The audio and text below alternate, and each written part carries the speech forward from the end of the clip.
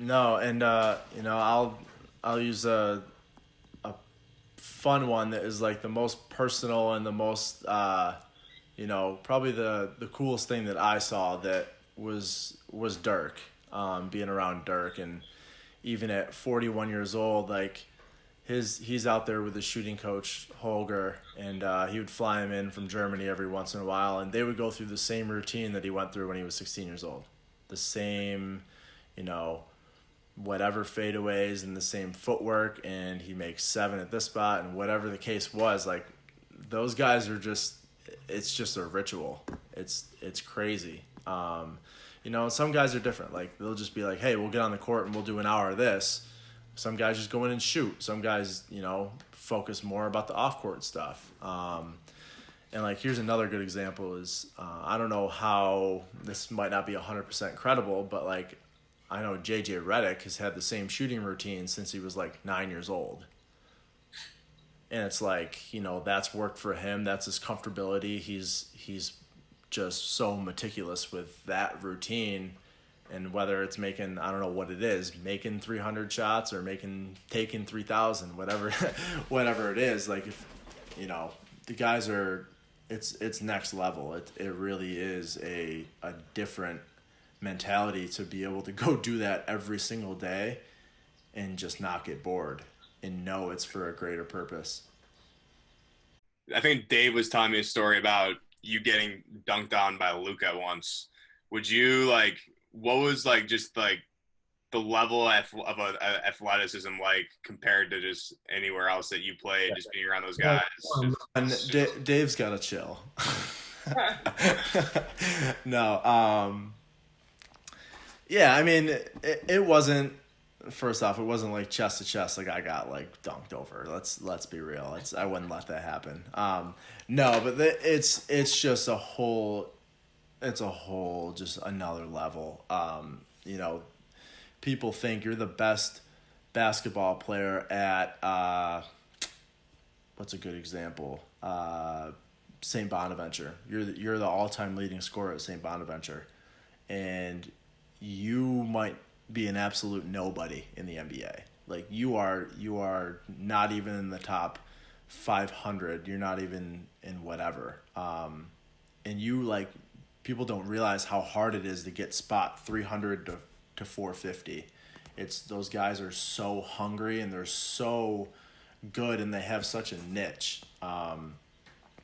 Like a guy like, let's say, Harrison Barnes, because he was hurt for a little while, and I was just messing around with him one day, and I was saying, one of the coaches was like, Harrison, you want to play anything like live? You want to do one-on-one for a bit? And I was over there working with him, and Harrison's like, no, I'm good today. I did a lot. And I just turned to the coach as a joke. I was like, he's just scared. He's like, he doesn't want this, whatever, just messing around. And literally like that, it's 11-0. He hits 11 mid-range post-up fadeaways, and I'm just getting crushed. He just got back on the court and just absolutely annihilated me. And it was athleticism, mental, skill, everything just combined, and it was an absolute domination. I felt so inferior for the first time in my life. It's just, it's such a different, it's just different. And then you walk in and you see a guy Porzingis that's 7'4", dribbling the ball up the floor and shooting from almost half court, and it's like, oh my God, this is absolutely bizarre. Yeah.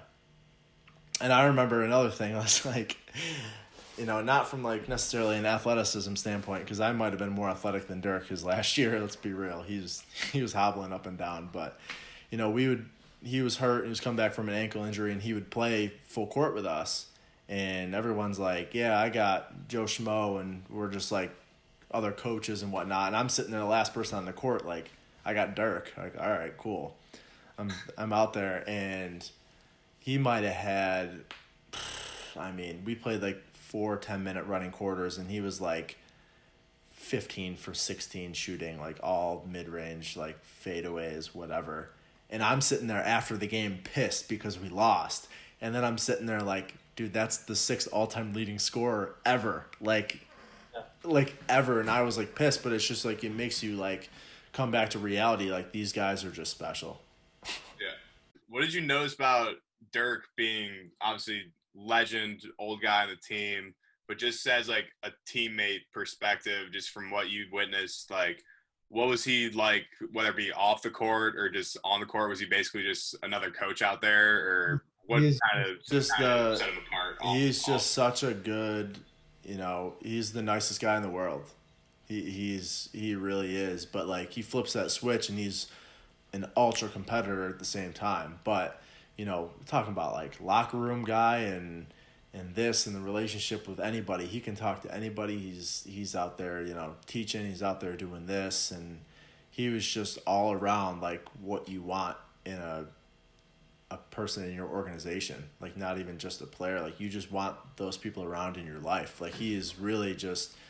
I mean, the humility of him to being retired and being like an intern with the Mavs, and he's in the intern group, and then he's out, when all the riots and stuff are happening, he's just out painting walls, and he's like repainting stuff, and it's like it just shows like that's who he is, and it kind of just carries across like why he is such a good everything.